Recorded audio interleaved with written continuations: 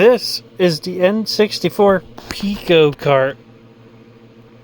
Or Pico N64 cart, some people call it. There's not much information on this thing online. There's a few videos showing how this works, and they're all in a different language. So I'm gonna make one real quick and show you how this thing works. I paid, I think, roughly 25 bucks for this thing, and basically all it is a Pico Raspberry Pi, or Pico Pi, or whatever the heck this thing is, on a N64 cart, and you can flash games onto it, which is pretty cool. So I'll show you how to do that real fast here on the computer. First thing you want to do is you want to hold this button down. See the button? Hold it down when you plug it in, which I'll have to do one-handed, which is going to be hard. Okay, and it pops up there. So I'll show you where you have to get your firmware. So let's just look up Pico 64.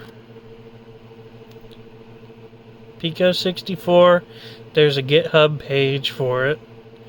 Scroll the whole ways down to the bottom, and where it says uploading firmware and a ROM, you click on this. Brings you to this page, and right here is where you will download your firmware. So I already have it on here, so I don't really need that. But yeah, you'll unzip it, and I put mine right here. This one won't be here. This will, and these two will be here. So basically all you have to do, if you're in the US, use this one. If you're in PAL regions, use that one. So you just drag and drop over to this, and it will bring it up, and then it shuts it down. So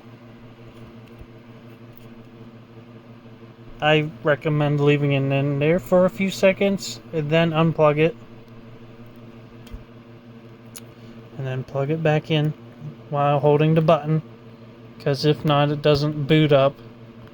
Plug it back in holding the button, and then it comes up again. Okay, so it doesn't show that thing's here, which is weird, but it does actually work, I believe. So let's go back to that website, and here is where you will choose your ROM that you want to put on here, and it has to be Z64 format. If it's N64 format, it will not work.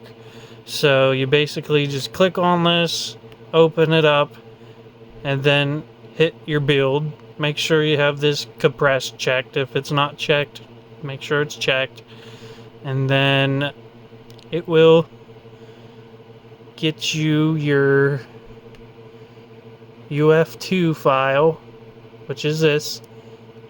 It'll download, and then you can just bring it over to a folder wherever you want to put it. So you put this on your cart. So I will just drag and drop it onto here.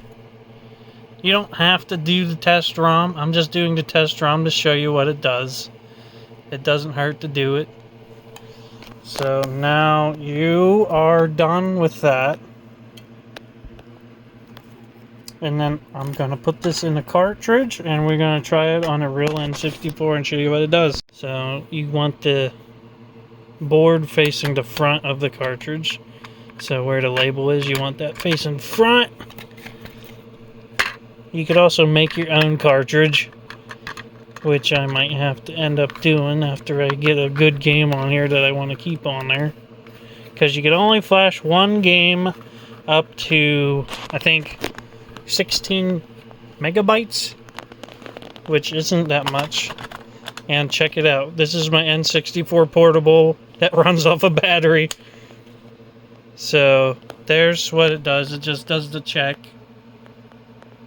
So it runs through its check status and then it says it's okay. Now I'm going to do that same process and just put a different ROM on there. So let's put something else on there. So you just take it out and plug it in again, and you can put whatever you want on there. So let's do that. I have that test ROM on there. I already did all these, not knowing that half of them won't work. I can do multiplayer Super Mario. I don't think this one, let's see, how big's the file?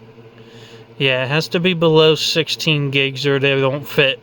So like these ones here won't fit on there. I guess they're not gigs, gigabytes. This one will fit, this one will fit, that one will fit. Let's see. I did just play. I guess this one does fit on here. Because I just put it on there and it worked. I'll just show you. This one does work.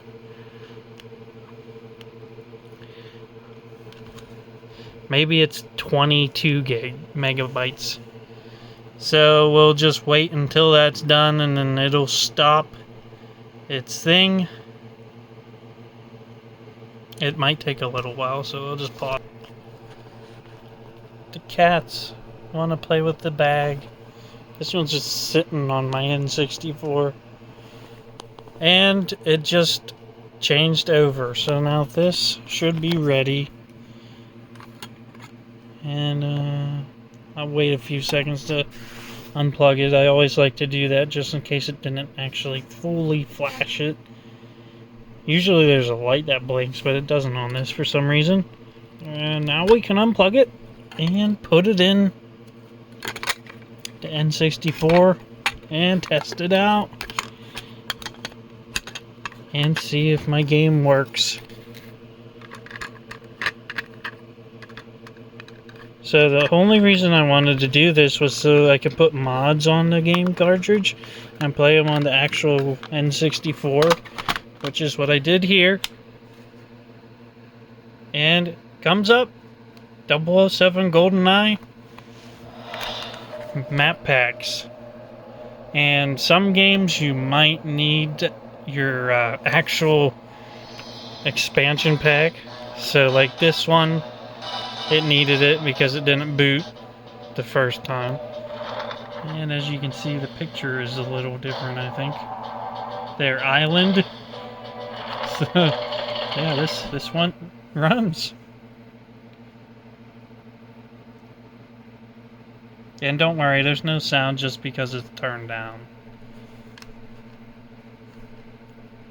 So right now there's no sound because it's all turned down in the menu.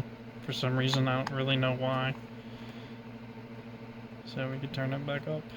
Oops. Stop! Okay, sound effects. We'll bring that up to the full. Music. Bring that up to full. And there you go. Now it should work. Yep, listen to them old sounds. So, yeah, if anyone wants a Pico N64 cart, that's probably the easiest way to put ROMs on a actual cartridge console. So, that's about it. And of course I'm dead because I'm playing with one hand, but yeah, it actually works. And that's it. Pico N64 cart. that's pretty cool. I hope more people actually get involved into this community. There's like one guy making this whole thing work, and he's doing a good job. So, thanks for watching, and keep it weird.